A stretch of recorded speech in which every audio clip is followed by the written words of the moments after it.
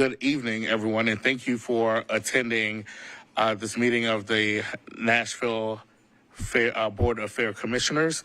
Today is Tuesday, November 12th, and it is now 4:08 p.m., and I call this meeting to order. I will begin by reading a legal notice as information for our audience. If you are not satisfied with the decision made by the Metropolitan Board of Fair Commissioners today, you may appeal the decision by petitioning for a writ of cert with the Davidson County Chancery or Circuit Court. Your appeal must be filed within 60 days of the date of entry of the board's decision. To ensure that your appeal is filed in a timely manner and that all procedural requirements have been met, please be advised that you should contact your own legal counsel, independent legal counsel. I am going to defer the approval of the minutes from the previous meeting to later on in the agenda when we have a quorum to approve them, and we'll go into public comment period. So we do have one person signed up for a public comment period, Jerry Coble. I didn't write very well. All right. No problem. Guys, only thing I'm going to ask is, could we put these meetings off to later in the evening instead of being like this? People can't get here. The public, the people that I deal with that use this venue are working. We can't get here by 4 o'clock. So I'm just asking, maybe you could do it like the council meetings, at 6:30 or 6 o'clock. That's all I got to say. Appreciate it. Right. Thank you. Thank you. Is there anyone else who would like to make a public comment at this time that did not get the opportunity to sign up? Seeing none, let's move on to our next agenda item, campus partner updates. Let's begin with our host for the day, Geodis Park at Nashville Soccer Club. Thank you, Lindsay. Afternoon. Welcome to Geodis Park. I'm happy to have you all here. I don't actually have that much to report. We're in the off season right now. Jesper, you'd asked about the FIFA club last time. And so the only update I have on that is that we'll likely host 3 matches. The schedule isn't going to come out until December, so we won't know who it is. Hopefully we get some big opponents and get some good matches here. Either way, it's a great spotlight for Geodis Park and the city to have FIFA come to Nashville. So we're excited about that. But I don't have anything else to report, so happy to answer any questions. Questions? Oh, okay, thank you. All right, thank you. Next, we will go with Dirk.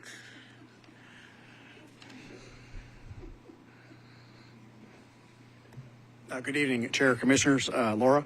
Nice to see everybody again. So the 445 Park Commons project lease up is still going well. We're now 21% leased and 17% occupied. So we now have 56 friends over in the building as new residents. There, Archie Matthews is continuing to finish up the building. We expect to be receiving floors 1 and 2 to get the balance of the 335 units in the project over the next couple weeks. And so we'll be complete at that point when we receive those units. Barista Parlor, as you saw last time, is now open. They've got their full breakfast menu available, so we encourage you to go over and check that out. They have limited opening hours while the building is leased up 8 to 2 every day. So encourage you to check that out. We've required all of our team members to have all their coffees and breakfasts at Barista Parlor to give those some business. The retail leasing continues to go well in the front of the building facing Fair Plaza. We've got 2 leases under our belts, and we're working on 2 more. That would have that largely subscribed here if we can get those nailed down. We've finished the season with our partnership with the Nashville Soccer Club and racing to subscribe the parking garage in the back. As of the end of the season for both racing and soccer, we utilized 4,346 spaces in that garage for campus events. So we're very proud of that. That will continue to be the case next year as the commercial portion of the garage will continue to be open as we fill the building up. We appreciate very much the collaboration with Bob at Track Enterprises. He actually gave free tickets to all of our residents for the All-American 400, and that was a really cool thing to do. We really appreciate that, and look forward to working with that more next season.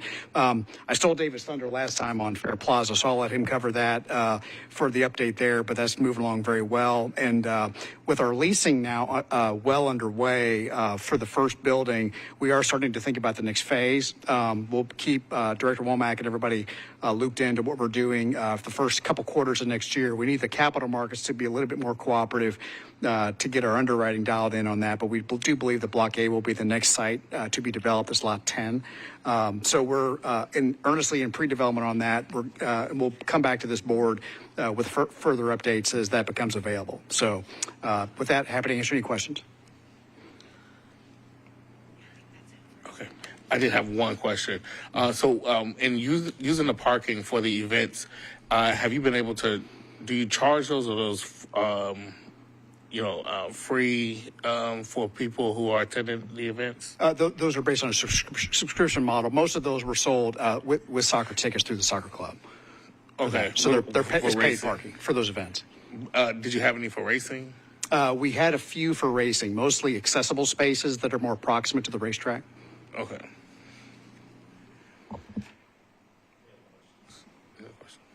Okay. All right, cool. Thank you. Thanks. So next we have an update on our capital projects. So let's begin with. All right, thank you.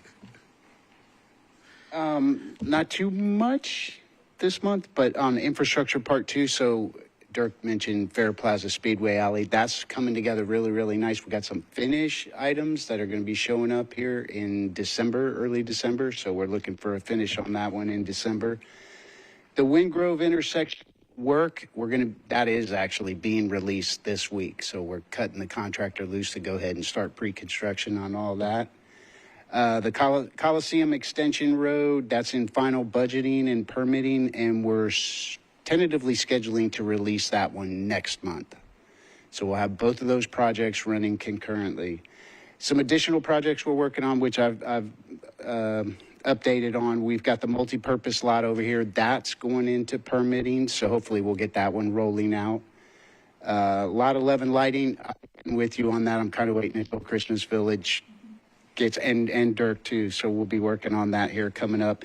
And then the Phase 4 side project, which is by the dog park, we're working on that right now. There is an MOU involved, so we'll get all that together and get going. That is in for final permitting for Metro Water. So what we're going to see here as we roll into 2025, you're going to see all these infrastructure projects start popping off. So that'll be really, really good as we start dressing up the border around the fairgrounds. That's all we got. Any questions?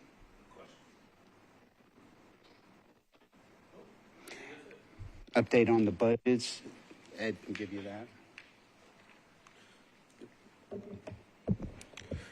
Good afternoon, board. And you should have in your packets the dashboards that you typically receive at the board meeting.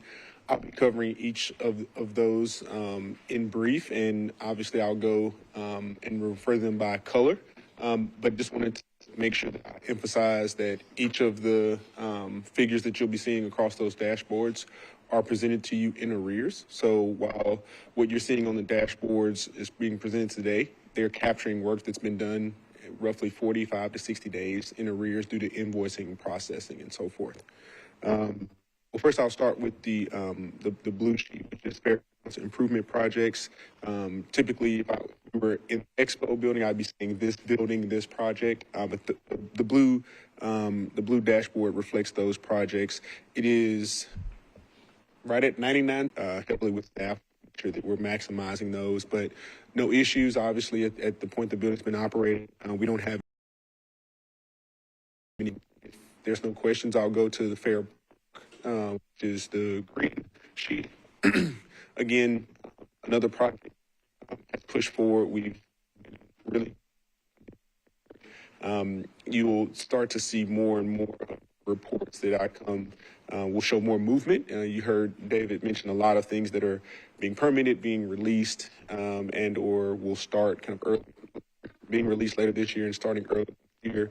And so not a lot of movement on the fair park funds. And then infrastructure, in order to get to where we are today and to be prepared to release some of those dollars, you will have seen a bit of design dollars as well as project management time. Both of those are trending right at about 45 and 49% respectively, but there's a lot of construction dollars that have yet to really start to be expended. As that work starts going into these coming months, you'll start to see those line items spend. We'll start likely even past where we are on our design and our project management budget.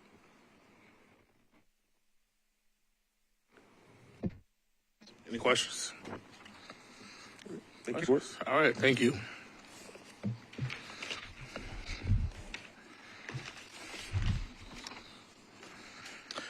So next we will have our divisional updates. I think it's safe to move on to that. So our executive director's report.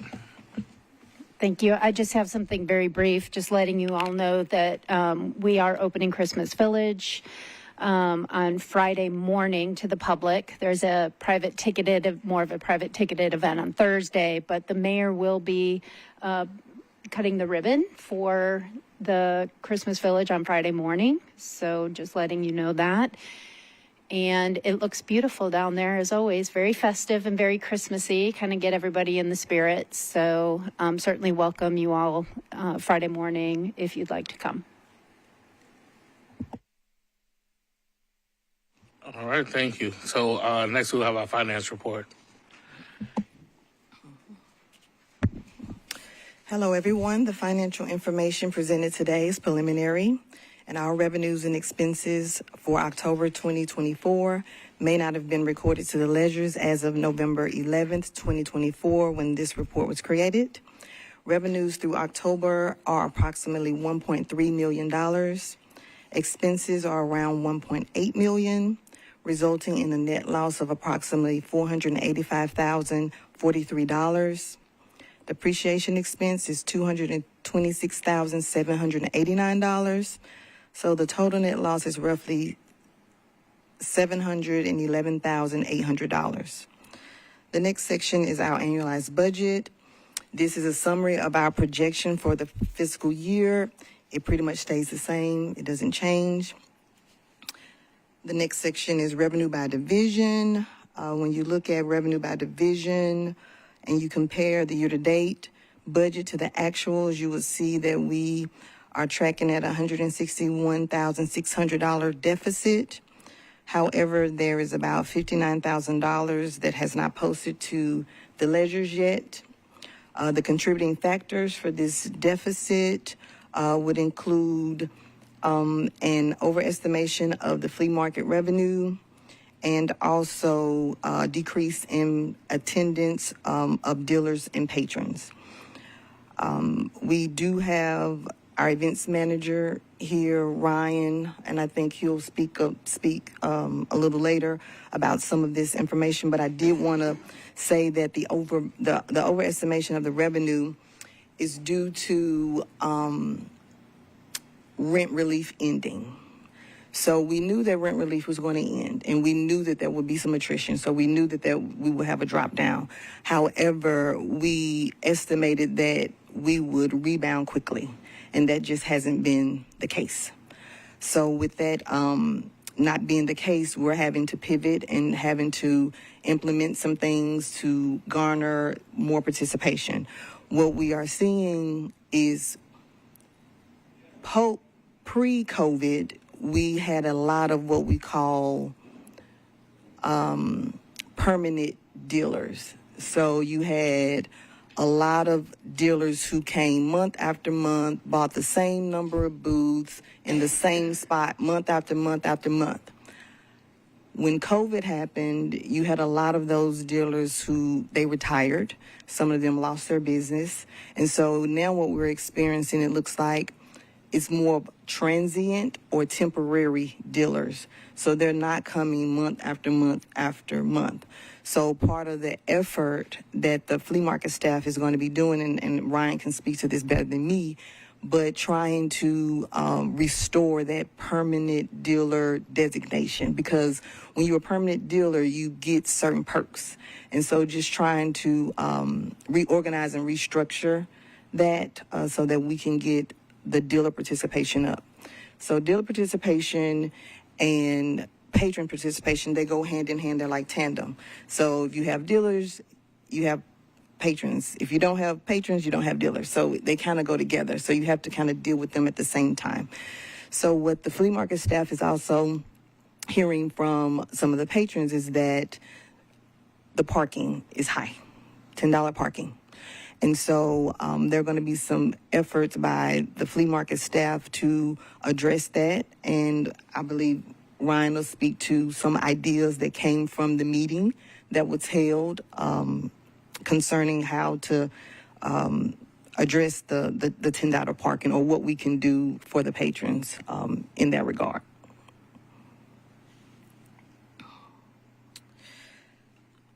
So moving on to corporate sales, there is a shortfall of about $21,787, and that is due to a few calendar changes that occurred. According to the events manager, we had a high volume event that was replaced by a low volume event. And so that is why we have that shortfall there. However, we're confident that with the bookings of 2025, that the difference will be made up.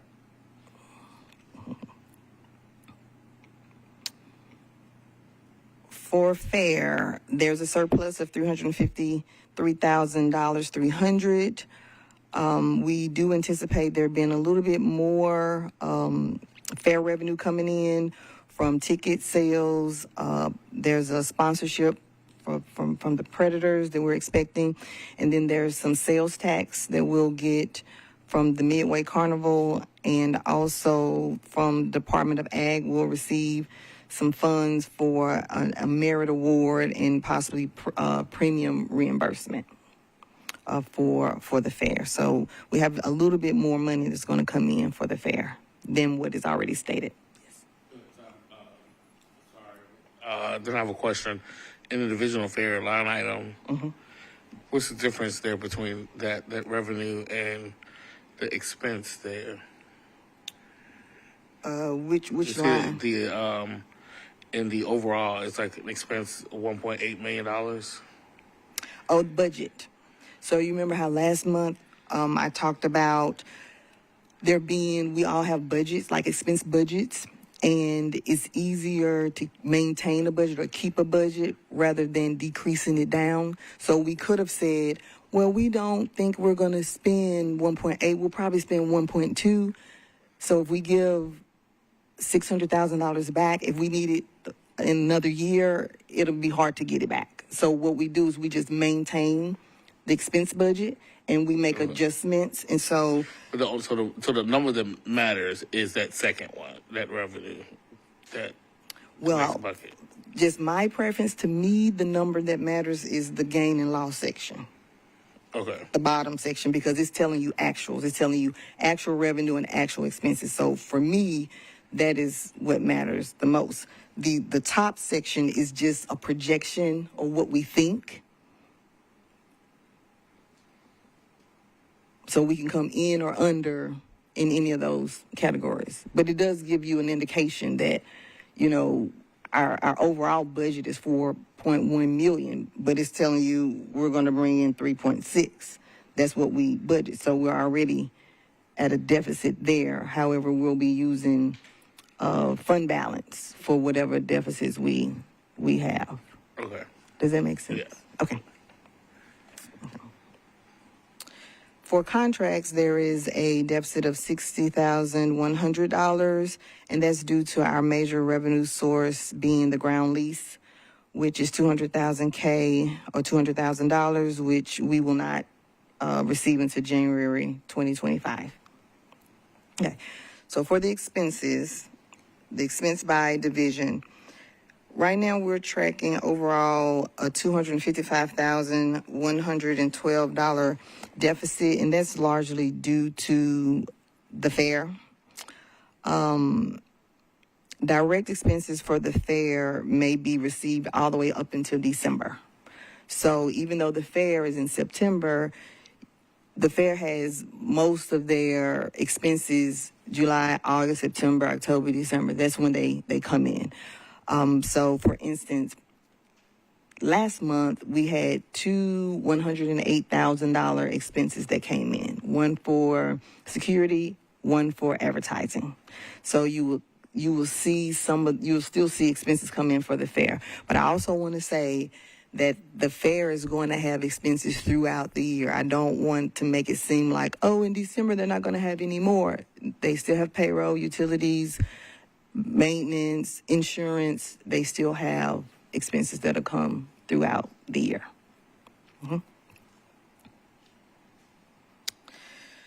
The next section is gain and loss by division. And this pretty much just shows each division and how they contribute to whether or not we have a gain or a loss for the month. So as mentioned earlier, the flea market loss is due to decrease in dealer and patron participation. The fair's loss is due the fair loss is due to ongoing expenses and stagnant revenue, right? So they're going to keep having expenses, but their revenue is going to stop here in a few months. The contract's loss is due to timing, not receiving the $200,000 lease payment until January. Other accounts, you guys wanted me to add the other accounts. These are accounts that are not operating accounts. So you have D&D concessions and commissions. The ending balance is $25.24. That money was under an old contract with D&D Events. They would pay an additional 1% and 2% to go into a fund to cover things like advertising and repairs. So once that money is spent down, we will no longer have that particular account. And I don't think that we have that in the new contract. So that'll go away once we spend the money. The property tax proration is $109,296, which is what was reported last month. But I think Todd wanted to just kind of show the other accounts and the balances. So that is what we have there. On the agent report, we have approximately $29,223 in outstanding invoices. All the promoters have been contacted and invoiced. So if you guys have any questions for me, I will take them, but I also will yield and allow Ryan to speak to events and the strategies that they'll be taking to turn this around.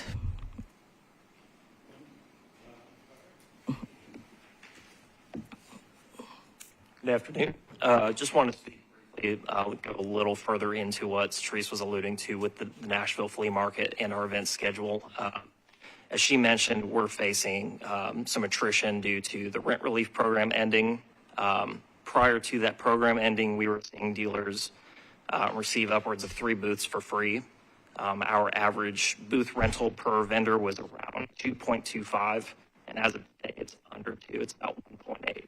So it's a pretty significant drop-off. It's truly planned for, especially seeing immense growth month after month from the time I started until that program ended. So a lot of those initial projections, they're just, it's hard when you're handed information and say, hey, what is this going to end up? Part of the meeting because of that. We're also seeing a drop in attendance. Some of those vendor counts are dropping. Just simply, they're no longer able to afford it, again, from that rent relief program. So one of our greatest sources of feedback are the vendors themselves. So we've sent out surveys. You can see with the strategic plan survey that reached the vendors. We have conversations every month. They call in, they'll email, they'll leave us feedback, and that's the most valuable feedback we can get, as well as our customers. So what we're looking to do, and Therese mentioned this as well, is take that feedback, run with it, and use it to our advantage. So that includes working with our campus partners to drive some of that traffic if it overlaps with the soccer game, figure out a way to collaborate and get them down to the flea market. Even local partners, we recently worked with PBS during our October market to kind of co-market their children's entrepreneurship market as well as our Nashville flea market. So building back some of those relationships that I know previous managers have had is one of our targets. And we're looking to just change it up, trying to get away from the norm, pursuing new marketing opportunities, including trying a free parking Friday program, more as a trial run for the next few months and just see where that gets us. Utilizing social media differently and being more active on that. Anything we can get our name out there, spread the word, because ultimately we have to attract new vendors, new customers at the same time. One won't come without the other. But I am hopeful we start making these changes immediately, and we're already seeing it in November. Our vendor counts are about 30 vendors more than they have been the past few months. So we're already starting to see some of the impact of that. Thank you. Thanks for the update. A question. Has there been any discussions about like maybe multi-month packages? Like if you pay, if you pay in advance for like 3 months or 6 months or maybe a year, type of thing, deal that you can offer some of the dealers? Yes, that's been part of our discussion, and part of that is receiving that feedback from our vendors. There are some financial implications with that, and receiving the money within the month of the vendor booking. A little bit more information on that if you need. But essentially, we want to know what would incentivize these vendors to come month after month, whether that is purchasing 6 months in advance or if they want to stick month to month.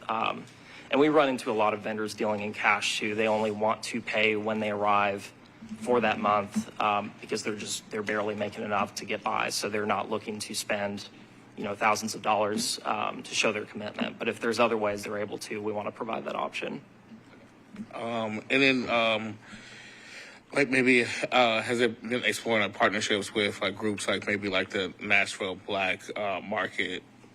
That's something we're looking at, absolutely, because we do have a lot of markets that come just throughout the year as well. We have the Nashville Black Market, we have Nashville Vintage Market Days. I mean, I would estimate 30% of what we do at the fairgrounds is markets. It's a very saturated event type currently, but we're looking to expand those partnerships with other groups that are possibly looking for space and collaborate and see if that's an option.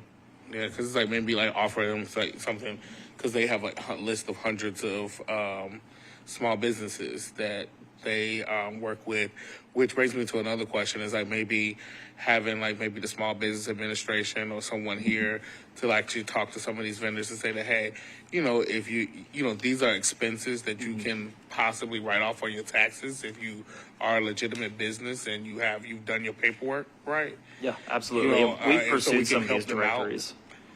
And some things like that. So that way it's like, oh, well, they may feel like $35 may look different to them. Well, I don't know how much it costs, to be honest with you, for a booth. But, they may look at the cost of the booth a little different if they know that it can be a legitimate business expense if done the right way. Absolutely. And we're looking at working with community groups, tapping into the fair and some of the community groups they've worked with and utilizing some of those contacts as well. Cool. Thank you. Thanks for your work. Thank you. Any other? Just one thing. The other thing that we did recently is we put a letter together and did some outreach to Nashville tour companies and transportainment industries to introduce the flea market to them and encourage them to make us a stop. So we've provided them with our schedule and have made that ask, and to see if they would come in, kind of learn about the things that we do so that we can encourage them to come to the fairgrounds as part of their normal tours that they offer in Nashville. Ryan, as far as flea market goes, who are our main competitors in this area? So we have a few other flea markets in the area. There is one in Franklin. There's some smaller markets kind of in the surrounding area. A lot of our vendors will choose between us and going to, say, like Louisville has a very large market, Birmingham. So a lot of our vendors do travel upwards of 3 to 5 hours just to hit some of these other markets. As we see the Nashville flea market kind of adapt and change, we're seeing a lot of handmade vendors, vintage clothing. The types of vendors we're getting in is changing as well, and I think that starts to compete with other vintage markets, craft markets, so we're seeing that as well. And how long have we been using I can't think of the name of it because I tried to get on it 2 weeks ago. The market spread system? Yes. How long have we been using that? that's well before my time, 3 to 4 years now. Okay. All right. And there are tools within the market spread system to invite and attract vendors as well that we're starting to utilize more.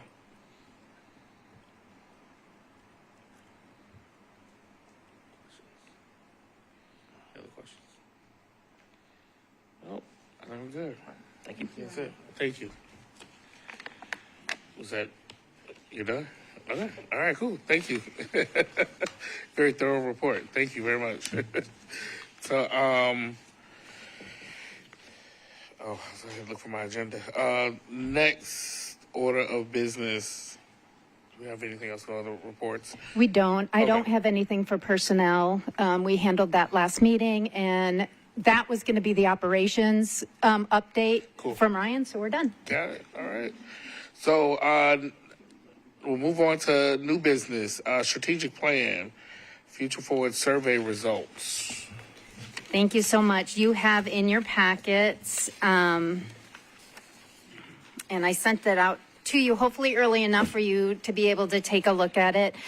I don't think that the results of the survey were much of a surprise.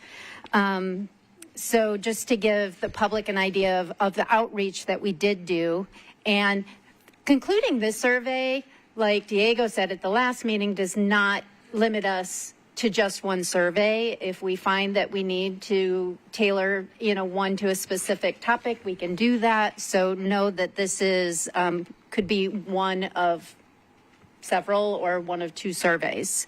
So it was, we left it open for 2 weeks. It was open from October 14th through the 31st.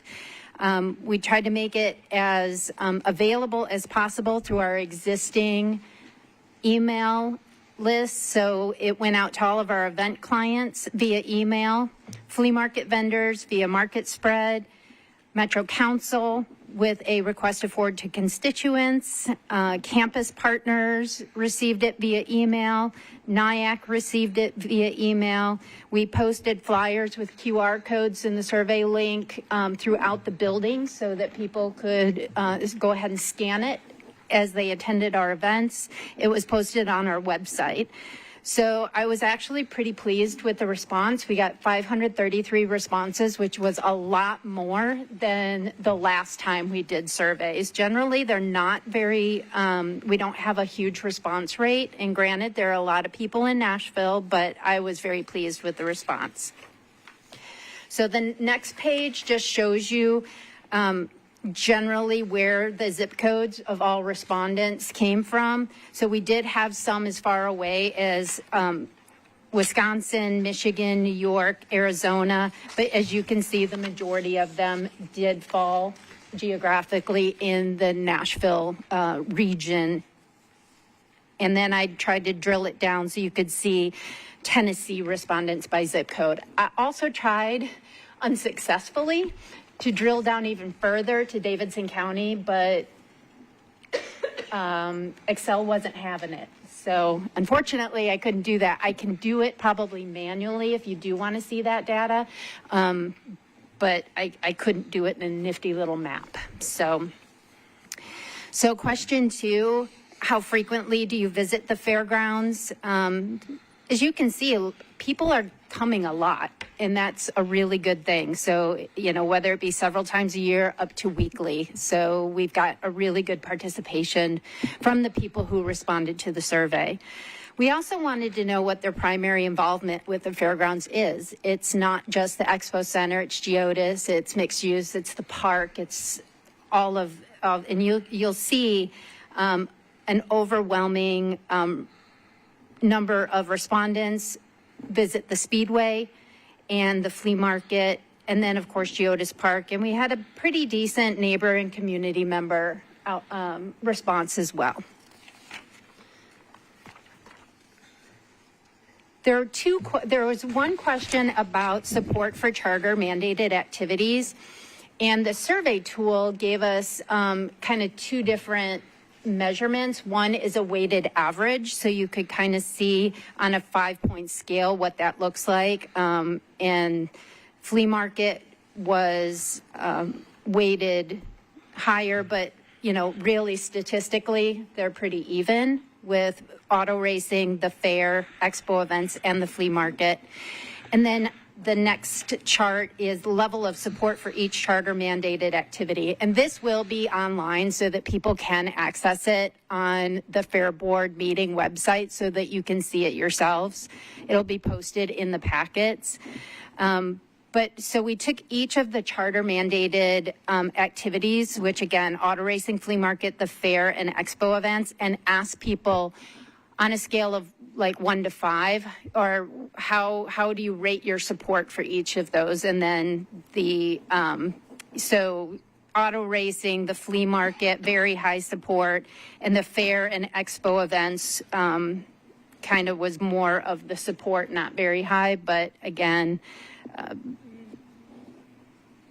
you'll see in the comments, you can see the kind of how this is reflected in the narratives when people had an opportunity to provide comment, what their support, it kind of corresponds. And one of the things that we wanted to look at is, of the people who responded, if you could pick one priority for the fairgrounds, what would it be? Auto racing was 45% of the respondents indicated that that was their primary, that should be our priority focus. So you can see the results there: auto racing, then the flea market, then expo events, and then the fair.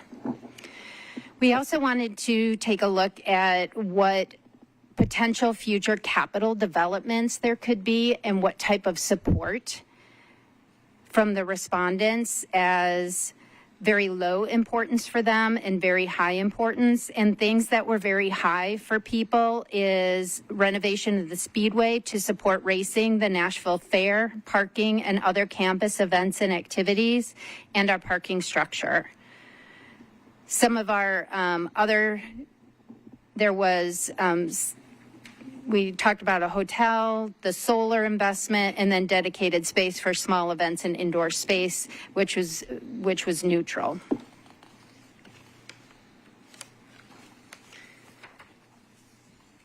So in the narratives, you'll see a lot of kind of yin and yang, I guess.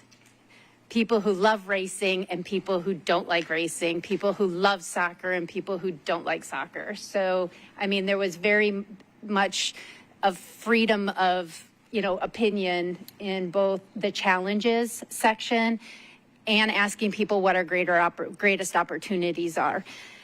In all of the questions that had narrative, it really was identical answers. Like if you looked at the narrative for all 3 of those questions, there wasn't much different in the breadth of the answers. So,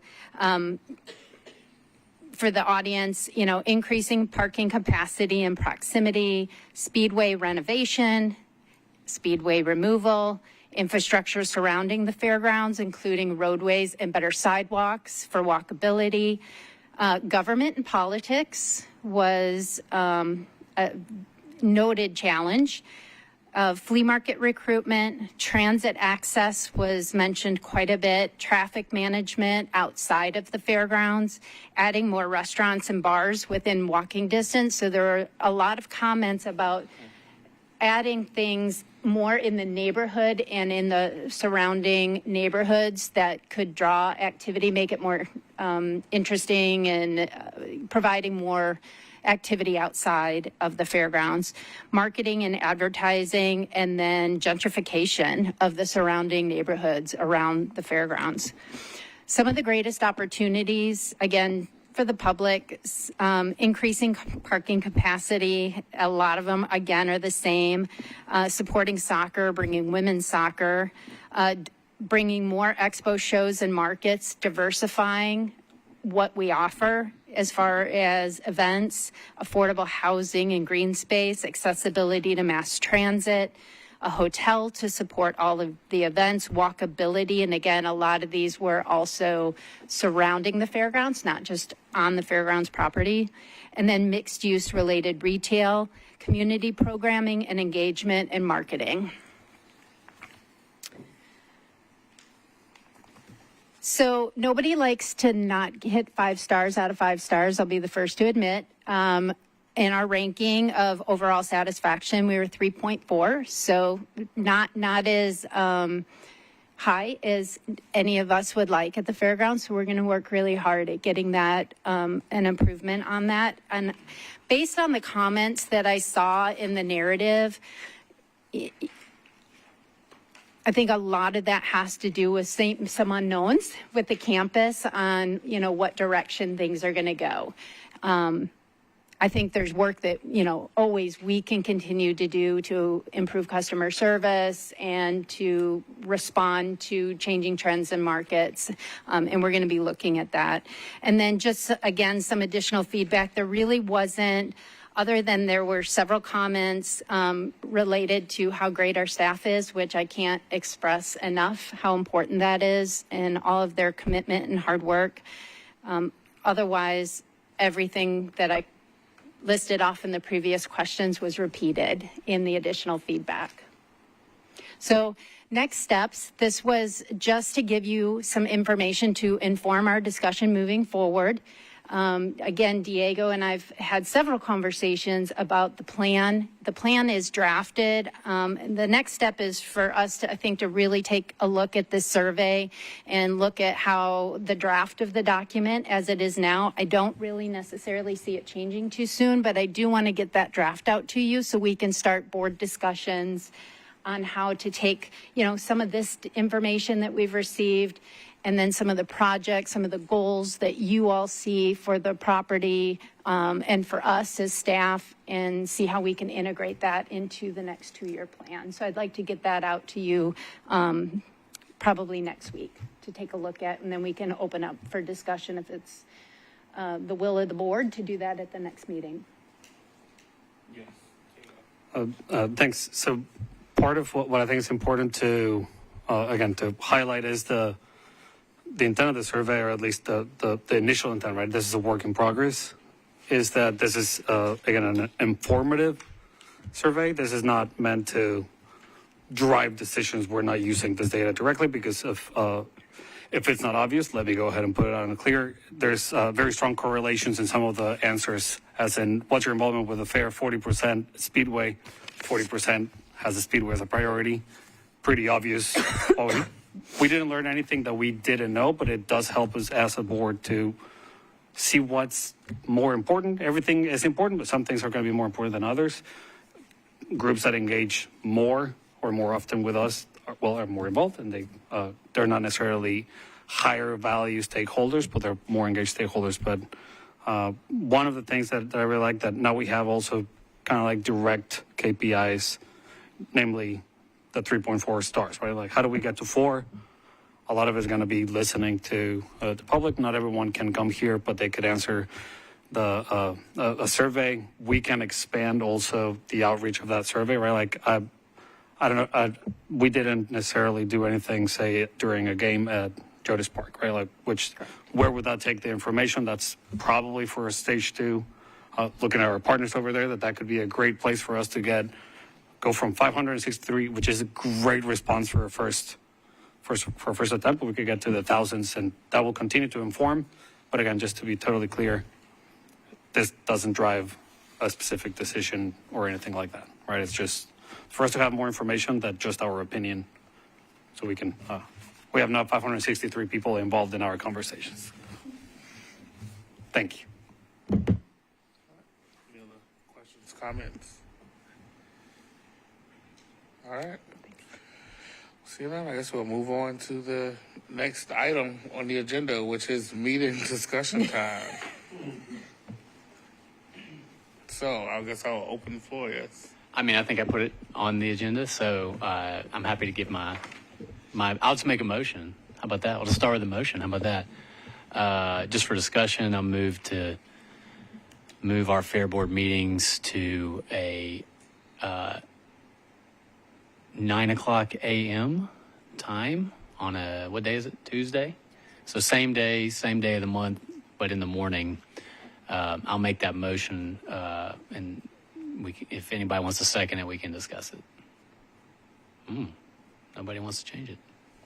Just for sake of discussion, I like the idea, but I kind of like commented on this with Laura. We have a second? Oh, sorry, no, I'm not seconding, or I want to discuss. No, you second and then discuss. Second and then discuss. Sorry, my bad. Okay. I was like, wait, Didn't I'm mean not you have voting to vote yet. for it. You can vote against it. I'm not voting. Yeah, not voting against or for. I love discussing.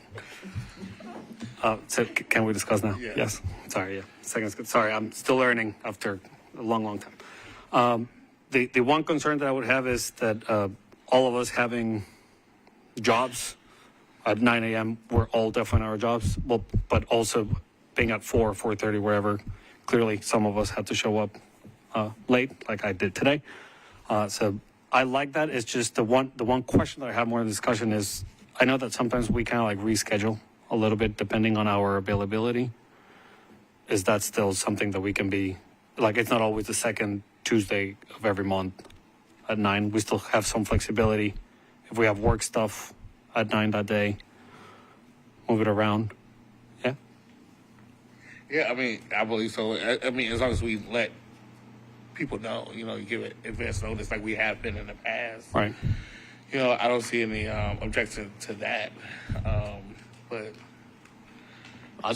my thinking is, number one, we should hear from Laura and what's good for the staff and other colleagues from Metro. For me, I just struggle with this time because it's just a challenging time for me. It's not going to kill me to keep it this time. I guess we were at a meeting and I just thought it'd be better to be earlier, but I'm really just looking for consensus. It's not a huge, if we want to keep it, it's okay with me. We had public comment earlier, and there was actually a recommendation that we move it to later. I could be open to that too.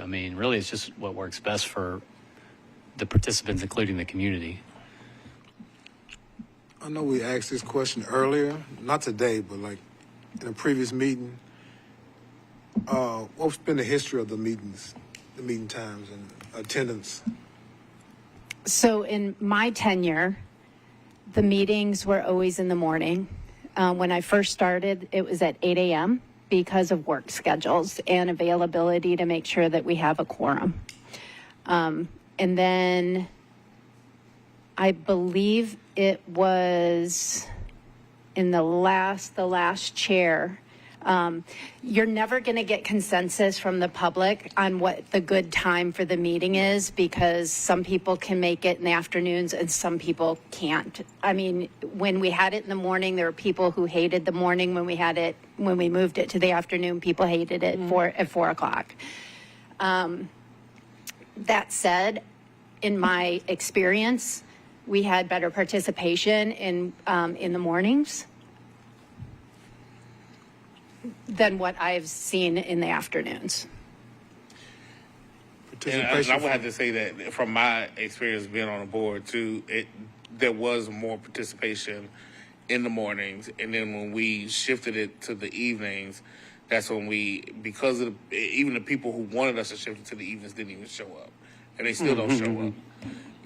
So. But in the mornings there were more people that were participating because they were stopping on their way to work. But it wasn't at 9 o'clock; it was like at 8 o'clock in the morning.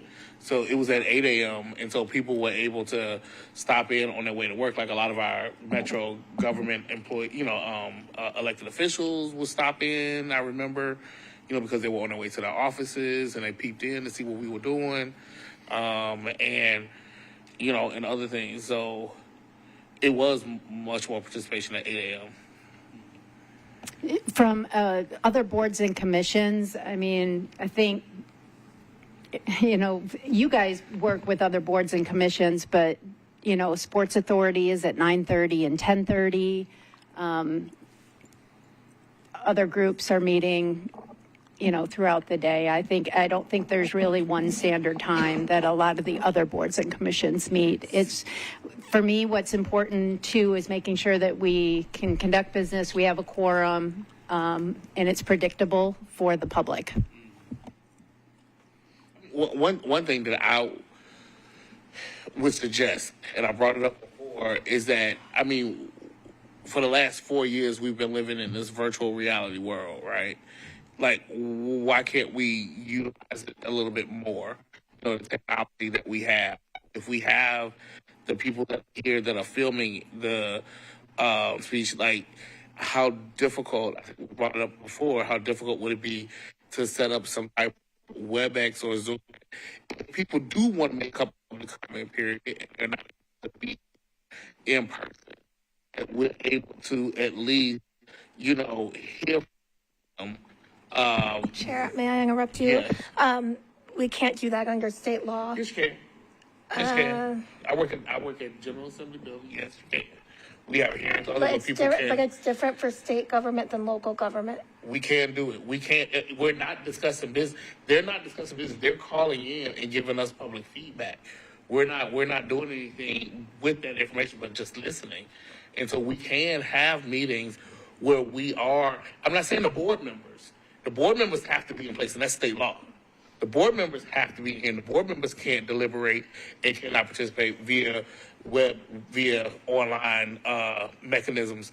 But we can listen to people and we can take testimony. We can hear from folks when it comes to online.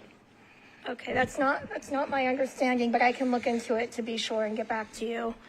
My understanding is there's ADA issues with that as well, like people with wheelchairs can't come in. I mean, there are ADAs when it comes to. Please take a look into it. Okay, I will.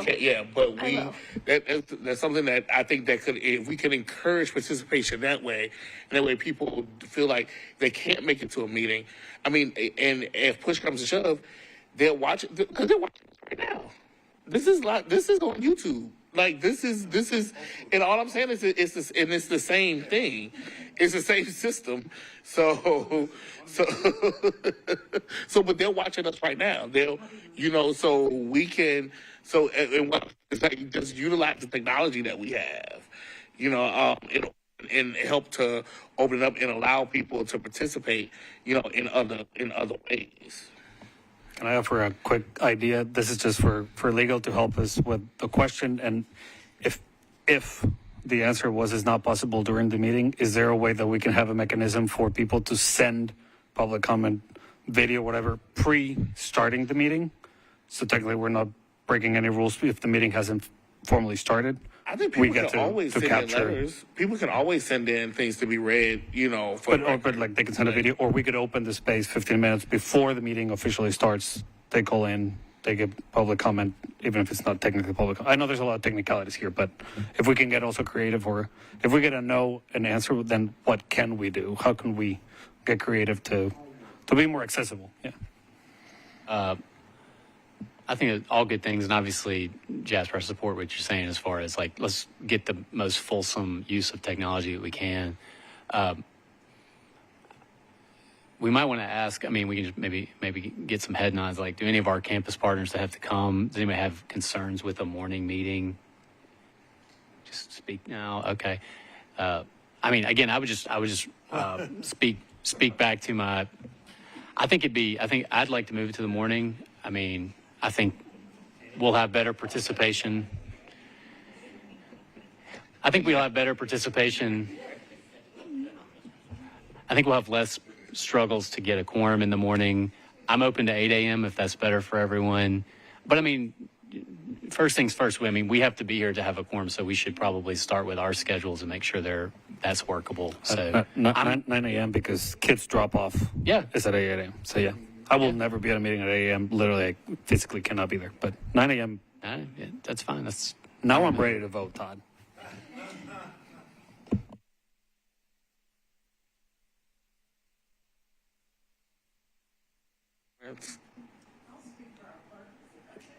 Yes, sir. I've been here since the beginning as well. And we did do the morning meetings. Yes, we did. Let me see over here. And we did get more participation. We did, and I agree with you. There were more people that were stopping.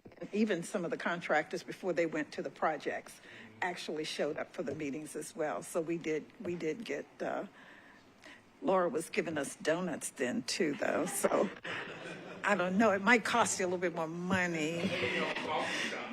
No. It's the coffee. Right. So as long as I can get a cup of coffee, hey, I'll be in. Derek's like, yeah, he can do coffee. But anyway, I just wanted to speak from that half. I think most of the folks in here have been from the beginning. So, yeah, the 8 o'clock was fine. We would show up and do our meeting, and some of them would stay after for conversation. Yep. So, yeah. She's coming. You're Don't okay worry with about that? it. All right, okay. She'll be there. Don't worry about it. She'll be there. I'm going to next level your parliamentary procedure. I'm going to call the question. All right. Question has been called. The question has been called. So all in favor? Oh, that's a good question. But the question has been called. When would this start? December or January on this vote? Or are we going to wait for legal to give us the information that we asked for? When you want to start it? When y'all want to start it? Oh. Felinda has an answer to the public. So there, in 2022, the state law was revised. It's TCA 8-44-108 to allow electronic means communication for agencies, boards, commissions of state government. And so as using the basic principles of statutory construction, since they did not include local governments, it's reasonable to conclude that this does not apply to us. So the state legislature has specifically allowed for state governments to have electronic public comment, but not any of the metro boards or agencies or commissions. So What does it say that we cannot do it? well, generally when you're construing a statute, if the state defines who can do this, governing body means the governing body of a board, agency, or commission of state government, including state debt issuers. So they had the opportunity to include metro governments and local governments, and they did not take that option, which means that a court would say, no, you don't have that authority. And in the public comment law, there is no mention of electronic means. So the state has specifically given itself the ability to have public comments virtually, but not local governments. But it also does not restrict it. So so we'll work on it some more. But yeah, but there is a way. But yeah, so but we'll talk about it. Aye. Yeah. What month are we going with? Start next month. Start next month. Why are you? December. Yeah, December? Okay. December. I just want to know. Effective immediately. Okay. Aye. Aye. 9 a.m. And aye. Okay. So the motion has passed that meetings will begin at 9 a.m. starting with our December meeting. What day is that? Easily. Correct. Will not be here. Will not be here. Oh, yes, What day is yes. The minutes. All right. So before we adjourn, I'm going to circle back and approve the minutes from the previous meeting. So the meeting from October 5th, we didn't have a quorum at the beginning of the meeting. So do we have a motion to approve the minutes from the October 15th meeting? I move that we accept the minutes from the October meeting. Second. So moved in second. All in favor? Aye. Aye. Aye. Aye. All right. So the minutes have been approved. So is there any other business? I got one. Yes. For next month, this is just something I was thinking about that we might want to just refresh ourselves on. And if you don't think we should do it in a meeting, Jasper, we could have Laura just send us around. But I would love just a refresher on the scheduling process for events at the fairgrounds. And it could just be, if it's an email, is easier, or if we want to just, I don't really have anything I want to discuss. I just want to inform myself and remember how we do it. So that's something it can be either just some information sent or an item for discussion. Okay. Cool. One other comment. If you mentioned this before I shut up, I'm sorry to go back to that. But in December, there's the mid-year review budget with Metro. So Laura has to present essentially how the budget's going and whatnot to Metro. I've been kind of like helping a little bit, Laura, on that side. I don't know how official or formally I have to do that if I attend that meeting with her and then report back here. And that will be before the next meeting, if I remember correctly. It is December 4th, and we would love to have you. Okay, just so that officially I will be there. All right, cool. Any other? Yes. Let's move to adjourn. All right. It's been a motion to adjourn, but it failed due to a lack of second. So no, I'm just joking. But so all in favor of adjourning, please say aye. Aye. Aye. Aye. All right. Well, thank you all for attending this meeting of the Nashville Fair Board of Commissioners. Have a great evening. Thank you.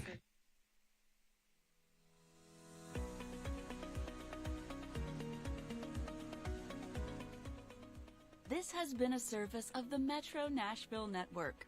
If you would like to see this presentation again, or for more information on this and other programs, visit nashville.gov.